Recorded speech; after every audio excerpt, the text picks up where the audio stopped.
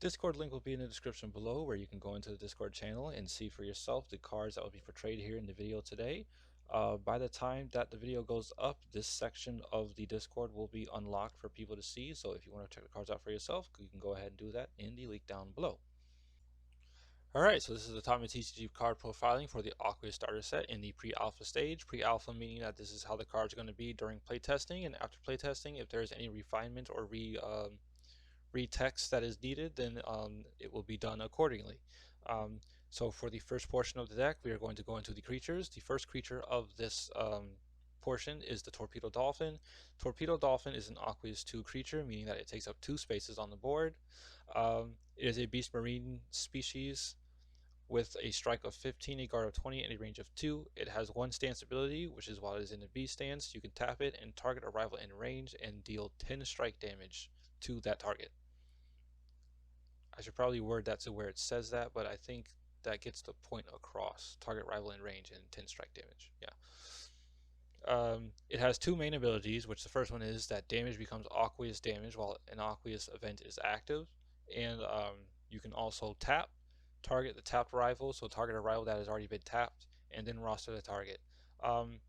It is a basic removal type thing.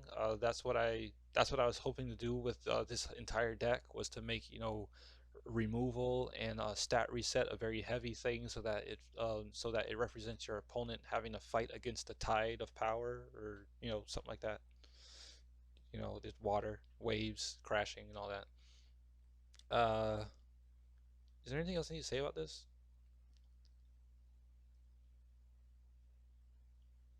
I guess this ability is not really good for going first, although there are some abilities that allow you to tap an opponent's creature before they can even use it. So it may work. It just may work. I gotta see what the rest of the cards do. I forget. Um, the second entry is Torpedo Shark. Torpedo Shark is an Aqueous 2 Beast Marine species. It has a strike of 15, a guard of 25, and a range of 2. It has 2 stance abilities, which is while you tap it in the A and B. While you tap it in the A stance, you can target a tapped rival and fell that target. It is a much more aggressive style of removal. A more permanent style of removal uh, against your opponent, to get rid of more troublesome creatures. Uh, in the B stance, you can tap it, tap a rival, and then do 15 damage to that target, or do that rival. It has 1 main ability, which is rival. When a rival strikes, so rival strike. When a rival does damage to this card, it does a counter damage of 10. So it is again emphasizing a more aggressive play style. It is an aggressive defense and an aggressive removal. So offensive defense and aggressive removal, pretty much. The third entry is Templeback Sink Turtle. Templeback Sink Turtle is an Aqueous 3 creature. It is a beast marine reptile species with a strike of 20, a guard of 40, and a range of 2. It has 2 stance abilities, which is A and B. In the A stance, it gains a strike. It gains 5 strike for each ally Pisces, but there are no Pisces in the game at this moment, so that ability does not work um, as of now, but it will work within future releases. So you want to look out for this ability once things like that happen. Its B stance is when you tap it, you can activate 1 Aqueous Field event. This is what the card is going to be mostly used for. Oh, this is really what the only reason the cards will be used is pretty much for events, or controlling what event you get to play next, or what event you're going to activate. Um, and then its main ability is size loss 2 ally Pisces, so it'll reduce the size of creatures on the board by 2 if they are a Pisces type, which again, there are none at the moment, so look out for that when that happens. Basically, what you want to do for this card is play a very defensive strategy while also controlling what you get to do next with your events, rather than just drawing them at random and having to play what you draw. Fourth entry is the Graceful Mermaid, which is an Aqueous 2 humanoid merfolk type species. She has a strike of 15, a guard of 20, and a range of 2. She has 2 stance abilities, which is B and G. In the B stance, when you tap this card, she can do Merfolk Gear Fetch 1, which means that she can search the deck for any 1 gear that is specifically says Merfolk on it. And I'll explain more how that works. There are cards that that benefits from this. And in the G stance, when you tap the card, you can target an ally and any ally, so it doesn't have to just be Aqueous, just any ally whatsoever, and they gain 10 guard. Now, I wasn't sure if I wanted to have such a generic thing so that you could.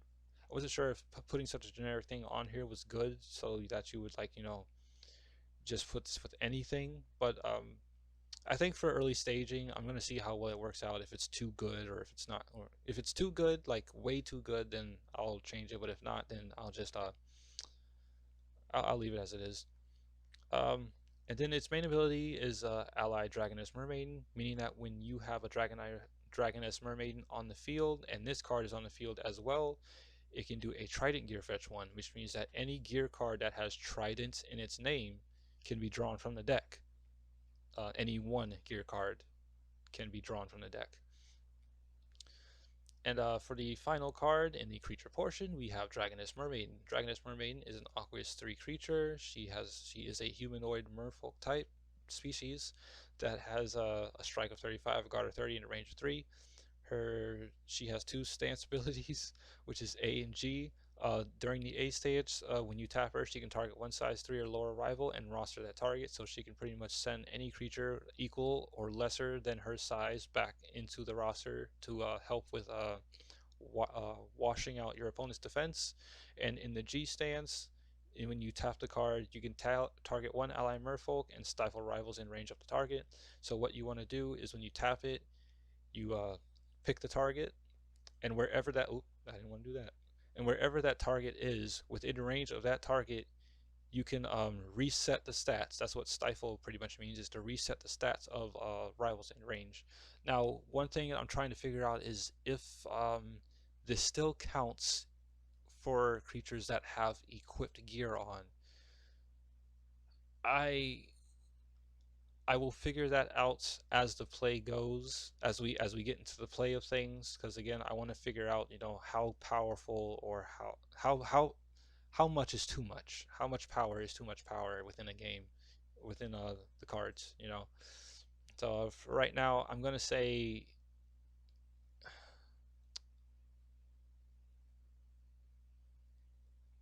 it doesn't, because if the creature still has the card, then the card will still be active. It doesn't say it deactivates the card itself. It just deactivates the rival, not the card itself. So I think I'll keep it in as it is for now.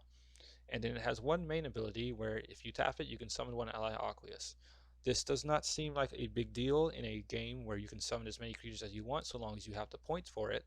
But when you remember that there are creatures that can remove other creatures from the field, if you have a creature that can summon that creature back onto the field, you can there are instances where you can even reactivate that creature's ability, and if it's during the battle or the strike phase, that creature can attack again because it is sent to the roster and recharged for another bout, another battle, another fight, or whatever.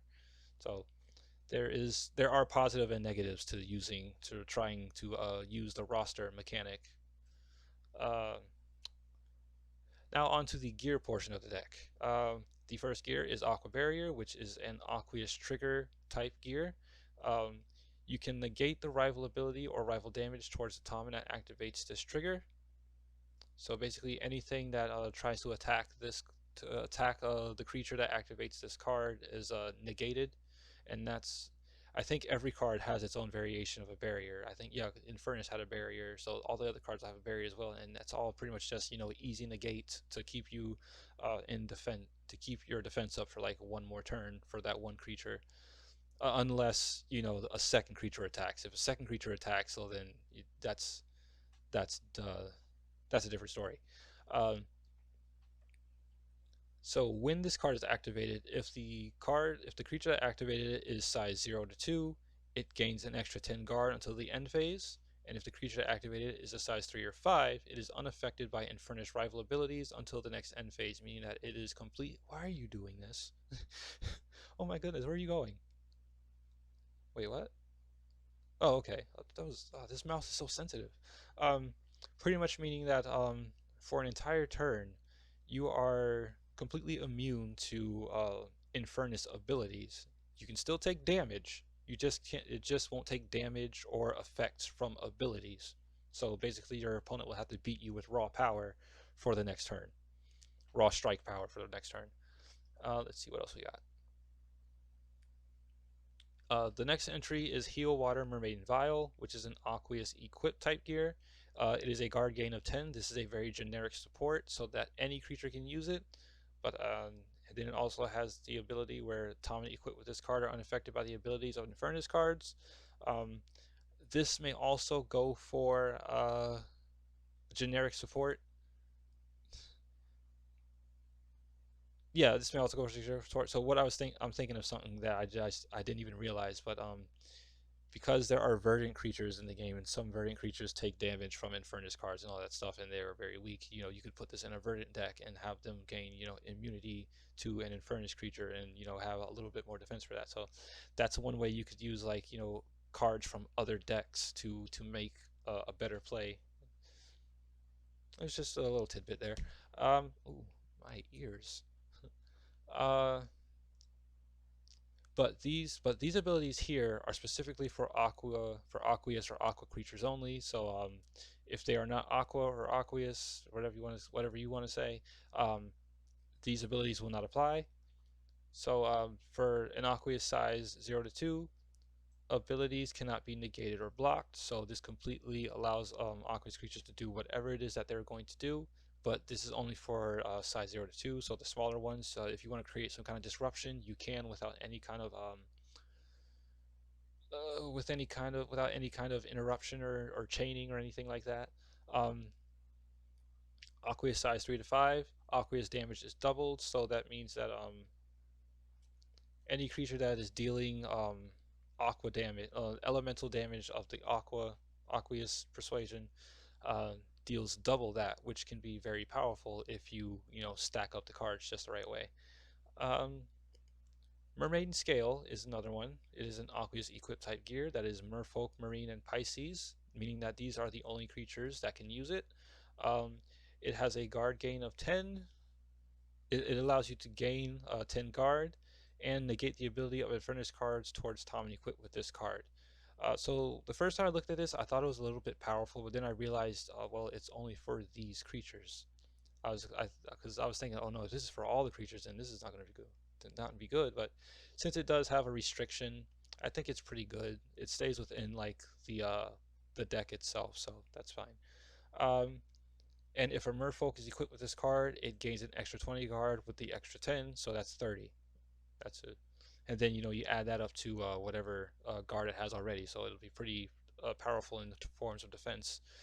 Uh, Geyser Strike. Geyser Strike is an Aqueous trigger type gear where you will lock the stance of the rival that was affected by this trigger until the next end phase.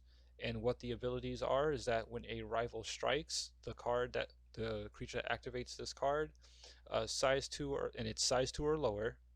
Hmm, I might want to reword that. But size 2 or lower, roster the rival. So you pretty much gets hit by the geyser and sent back into the roster. And then for a striking rival of size 3 or higher, you just tap that rival. You stop it from doing whatever it was doing or going to do. And that's all until the next end phase. So that's all for like a whole turn. Um, oh no, that's for the stance. Okay, so for the stance, that pretty much means that your opponent will not have your opponent will have one less space to use. They will still have all the points needed in order to summon. Your points are not affected, but the physical space itself is. You cannot shift into it. You cannot activate anything from it. You cannot summon into it. You can't do anything with it until the next end phase. So for one entire turn.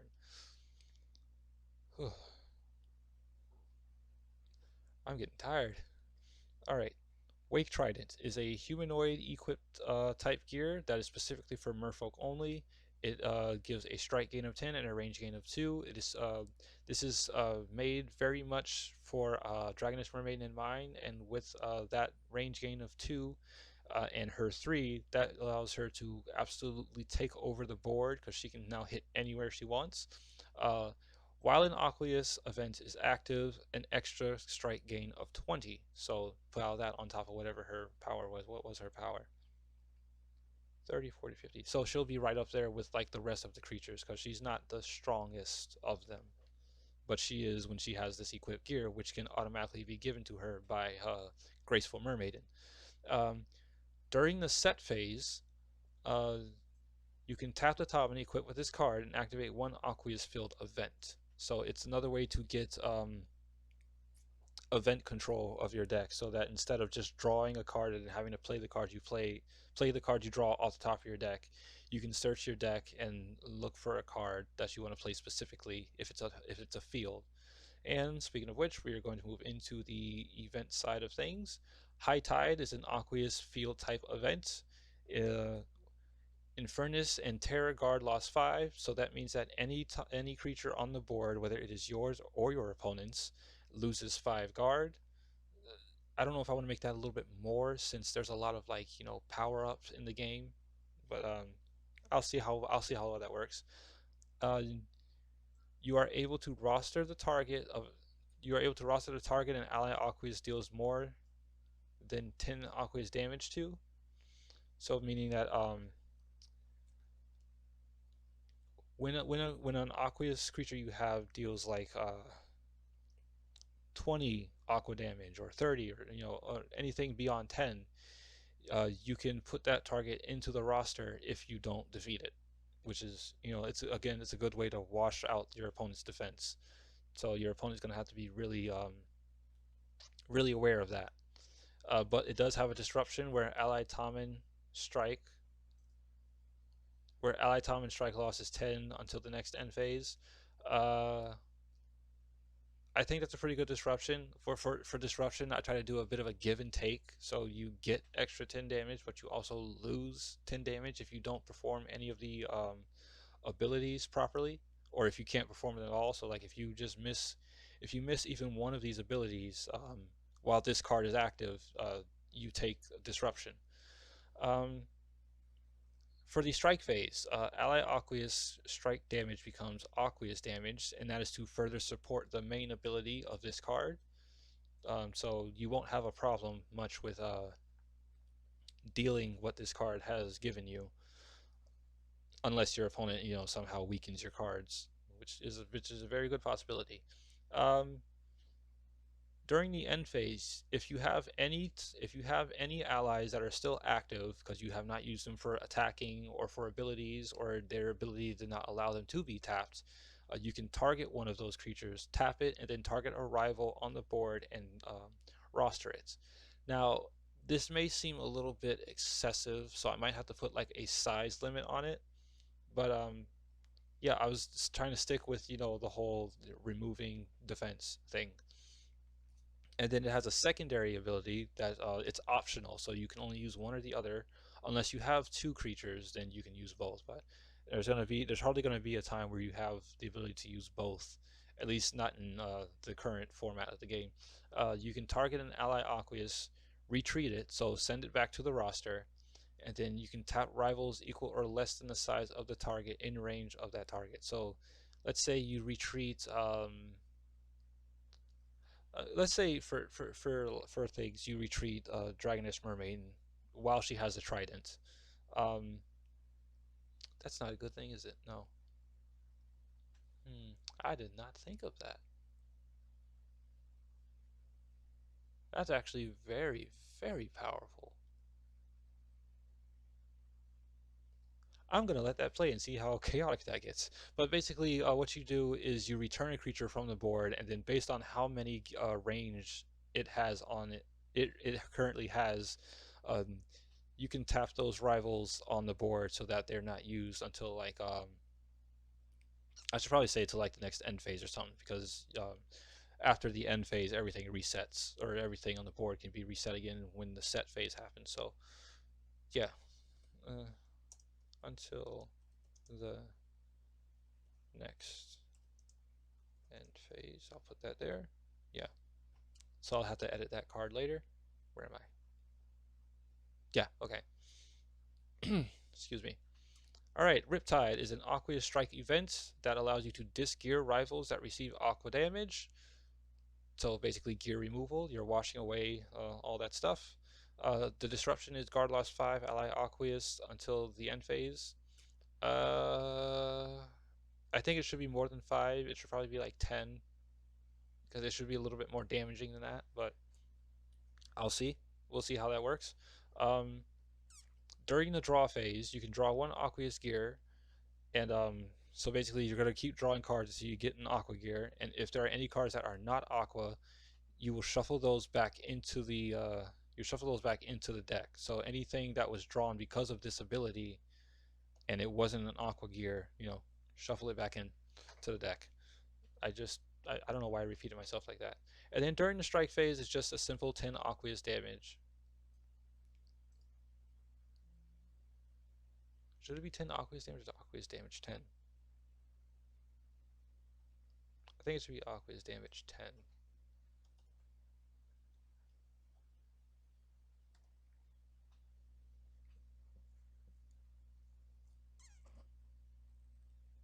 Yeah, because that the other one didn't make sense. How would you deal? Yeah, because the way 10 Aqueous damage means that you would deal that much damage, but how would that specify? That doesn't really specify anything, nor would anyone really use that when there's much stronger ways. But by putting Aqueous damage 10, any Aqua damage that is dealt, you get an extra 10. So there we go. Yeah, there we go. And for the end phase, you can target one ally Aqua. Wait, did I do this already? Oh, they have the same ability. Hmm. So then one of you should not have this. Well, I'll have to look that up later. Um, this sounds more like this sounds more like Riptide than it does High Tide. So I'm gonna have to change what High Tide does. Let me erase all of that. So High Tide will either have a different end ability or it'll have no ability at all. Because this does sound more like a Riptide thing than a High Tide thing. Because a Riptide is basically when like a tide comes in, it just pretty much just forces its way through, and that's what these abilities do. Um,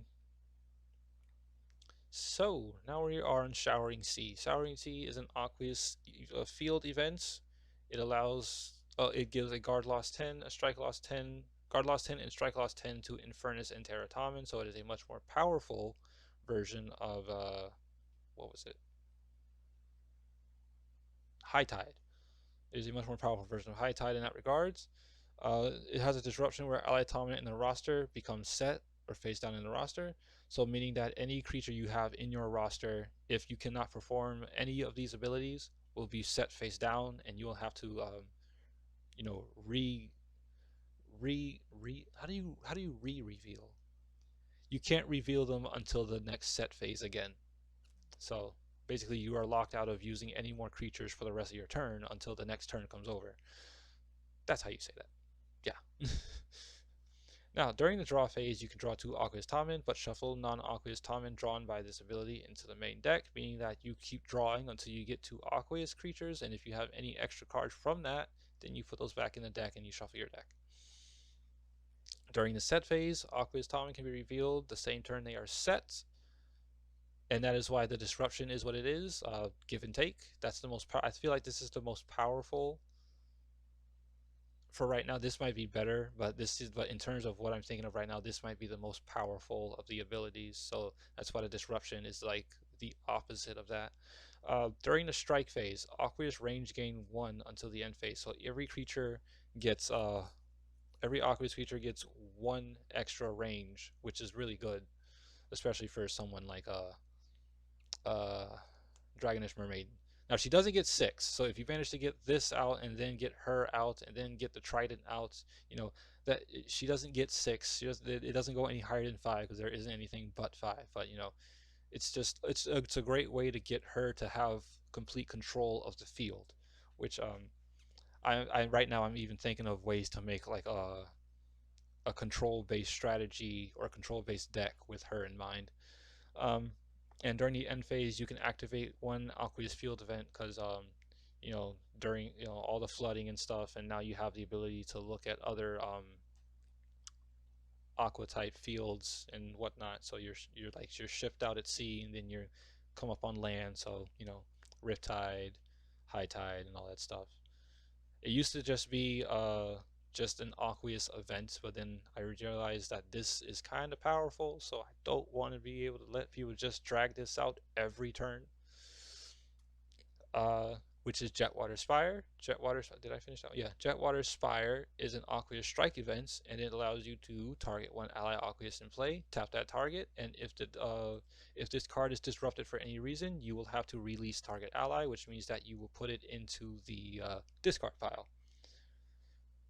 Um, ooh, my throat's kind of going. I'm almost there. My throat hurts. Uh, during the strike phase, uh, if the ally is size 2 or lower, uh-oh, wait. Yes, during the strike phase, if the ally is size 2 or lower, you can target a rival. If the target is size 2 or lower, right, target. If the target is size 2 or lower, target the rival, roster the target rival, and then you roster the target. Let's put that to retreat so that we can keep on consistency of language. Retreat target. Um, and then if the target was size 3 or higher, uh, release target. So you discard the target and then you fell the target rival. So it's a 1-for-1. This is pretty much a 1-for-1 card. You either send your card back and send your opponent's card back, or you send your card away and send your opponent's card away. So it's a pretty powerful thing if you know how to use it right. I'm not sure how to use it right at the moment. I just feel like, that's a pretty powerful thing to do. And then for the end phase, you can activate one Aqueous Field event. So when this is done, you can go back to Showering. You can go to Showering Sea. So you could like use this, go to Showering Sea, then Showering Sea can make you go to Riptide or High Tide, and then that's it from there. 26. Oh, I shaved a little bit. I think I shaved a little bit more. I think the last video was like 28 minutes. So yeah, that's it for this one. I will go into deeper detail in future videos. I'll say this for every video because I want to make sure people understand that. Um, but for now, yeah, that's pretty much it. You will be able to see the file of this in the Discord. Link will be in the description down below. And yeah, I will see you in the next one. My throat hurts. I am going to rest now.